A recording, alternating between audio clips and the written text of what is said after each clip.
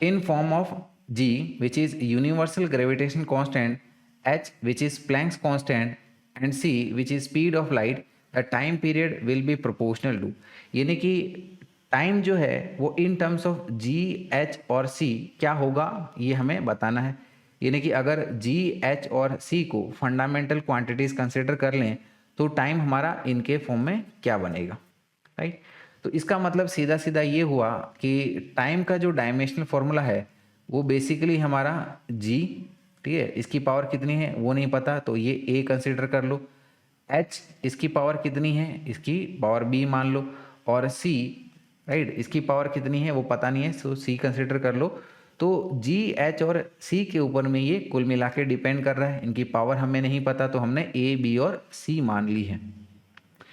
तो अब हमें, ठीक है ना, इस इक्वेशन को डायमेंशनली सॉल्व करके ए, बी और सी की वैल्यू को ऑब्टेन करना होगा।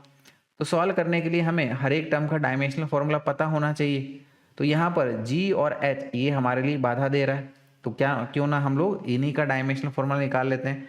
तो सबसे पहले अगर हम लोग एच प्लैंक्स कांस्टेंट की बात करें तो हमें पता है कि energy of a photon is given by E is equals to h into frequency nu. Here E is the energy, h is Planck's constant and nu is the frequency. So from here we can say कि dimensional formula of Planck's constant is equals to dimensional formula of energy divided with dimensional formula of frequency. Energy का dimensional formula this is mL2 t minus 2 divided with frequency का dimensional formula this is t minus 1 is equals to mL2 t minus 1 इस तरीके से। तो यहाँ पर हमने Planck's constant का डायमेंशनल फॉर्मूला ऑब्टेन कर लिया। हमें g that is universal gravitational constant का डायमेंशनल फॉर्मूला भी पता होना चाहिए, डायरेक्टली तो पता नहीं है। तो यहाँ पर हम लोग न्यूटन्स लॉ ऑफ ग्रेविटेशन का यूज़ कर लेंगे जो कहता है कि दो मासेस के बीच में जो ग्रेविटेशन फोर्स लगता है it is given by g into m1 m2 upon में R square, where g is our universal gravitation constant. तो यहाँ से हम लोग कह पाएंगे कि जो g का डायमेंशनल फॉर्मूला बनेगा it will be equals to dimensional formula of force into R square upon में m1 इंटू m2 इस तरीके से। फोर्स का dimensional formula this is ml t minus 2, R square का dimensional formula this is l2 divided with ये m2। तो finally हमें यहाँ पर अब g का डायमेंशनल फॉर्मूला मिल जाएगा जो कि हो जाएगा m minus 1 L3 t minus 2 इस तरीके से। तो अब हम लोग, ठीक है ना, ये h और g का डायमेंशनल फॉर्मूला वापस से इस इक्वेशन में सब्स्टिट्यूट कर लेते हैं। तो देखिएगा t विच इज टाइम इसका डायमेंशनल फॉर्मूला, ठीक है ना, इसको हम लोग लिख सकते हैं एज कि t is equals to g का डायमेंशनल फॉर्मूला ये हमने यहाँ पर ऑब्टेन कर लिया है तो ये पुट कर लेंगे this is m minus 1 L3 t minus 2, इसकी पावर हमारी a हमने कंसिडर करी है।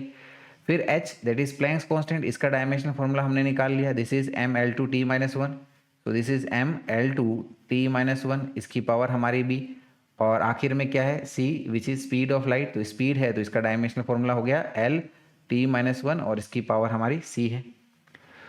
सो वी कैन से कि t is equal to m, देखिएगा m की यहाँ से पूरी पावर क्या बन जाएगी, m की पावर ये माइनस a यहाँ से ये हमारा प्लस b, तो ये आ गया माइनस a प्लस b।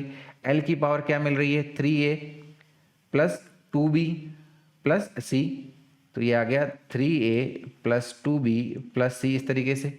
और t की पावर क्या मिल रही है माइनस 2a माइनस b और माइनस c, तो this is minus 2a minus b minus c इस तरीके से। अब हम लोग लेफ्ट हैंड साइड और राइट हैंड साइड के, ठीक है ना, जो पावर्स है इनको इक्वेट कर लेते हैं। तो लेफ्ट हैंड साइड में सिर्फ t की ही पावर है और वो बाय डिफॉल्ट कितनी है 1, तो यानी कि हम लोग कह सकते हैं कि हमारी पहली इक्वेशन बन जाएगी minus a plus B is equal to 0, है ना। तो चलिए यहाँ पर ये तीन इक्वेशन बना लेते हैं इससे। तो पहली इक्वेशन हमारी जो बनेगी वो क्या बन रही है, this is minus a plus B is equal to 0।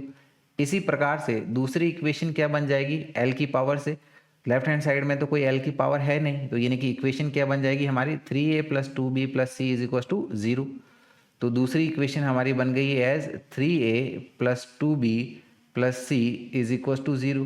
और आखिरी यानी कि तीसरी इक्वेशन यहाँ से हमें मिल जाएगी as -2a minus B minus C is equal to 1। तो तीसरी इक्वेशन हमारी बन गई है as -2a minus B minus C is equal to 1, है ना। तो अब देखिएगा ये वाली इक्वेशन से हम लोग क्या कह सकते हैं कि b इज इक्वल टू हमारा a के बराबर है। तो क्या करते हैं अब हम लोग, ये जो b is equal to a आया है हमारा, इसको हम लोग हमारे इक्वेशन 2 और इक्वेशन 3 में सब्सटीट्यूट कर लेते हैं, है ना। तो इक्वेशन सेकंड वाली हमारी क्या बन जाएगी, this is 3a plus 2b है, तो b को हम लोग a पुट कर लेते हैं plus c is equal to 0। और तीसरी वाली इक्वेशन क्या बन जाएगी, this is -2a minus of b को हम लोग a पुट कर लेते हैं minus c is equal to 1, ठीक है, ताकि ये दो टर्म्स की हमारी इक्वेशन बन जाए। तो देखिएगा ये इक्वेशन क्या बन जाएगी हमारी, this is 5a plus c is equal to 0।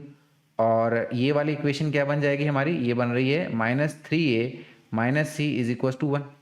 तो दो इक्वेशन, दो अननोन, इसको सॉल्व किया जा सकता है, बिल्कुल सॉल्व किया जा सकता है।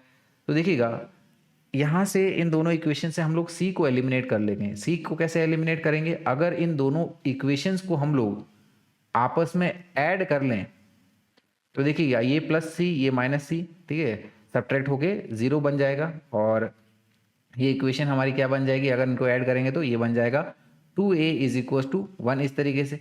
तो यहाँ से हमारे पास a की वैल्यू आ रही है, a क्या आ रहा है, a इज 1/2 इस तरीके से। तो यहाँ पर हमारा पहला टर्म तो मिल चुका है, that is a is equal to 1/2, right. a हमारा 1/2 आ गया है, तो यानी कि b is equal to a है, तो b भी हमारा क्या बन जाएगा, दिस इज ऑल्सो 1/2। तो दूसरा टर्म भी हमें मिल गया है। तो बच क्या रहा है हमारे पास में, तीसरा टर्म c, तो उसको भी क्यों छोड़ें, तो उसको कहाँ से पकड़ें, उसको हम लोग इस इक्वेशन से पकड़ लेते हैं। इस इक्वेशन यानी कि दिस इज 5a, a हमारा 1/2 है plus c is equal to 0। तो यहाँ से c हमारा क्या मिल जाएगा हमें, c is equal to minus of 5/2, so this is minus of 5/2, right. तो c भी हमको हमारा मिल चुका है। तो डियर स्टूडेंट्स, ठीक है ना, जैसे कि यहाँ पर हमने देखा था कि t जो है वो हमारा g, h और c के ऊपर डिपेंड कर रहा है। So finally we can say कि t is basically proportional to g की पावर a, h की पावर b एंड c की पावर c है। तो अब हम लोग a b c को यहाँ पर सब्सटीट्यूट कर देंगे। g की पावर a यानी कि 1/2, h की पावर b यानी कि this is again 1/2 and c की पावर c दिस इज -5/2। तो हम लोग यहाँ से अब क्या कह सकते हैं, this is basically proportional to under root of G H upon में c की पावर 5। चलिए अब हमको इसी को ऑप्शन में ढूंढना होगा। तो ये वाला ऑप्शन हमें कहाँ पर मिल रहा है, ठीक है ना, जी एच अपॉन में c की पावर 5 का अंडर रूट, ये हमारा पहला ही ऑप्शन हमें दिख रहा है। तो सही आंसर हमारा ऑप्शन ए हो गया है, राइट।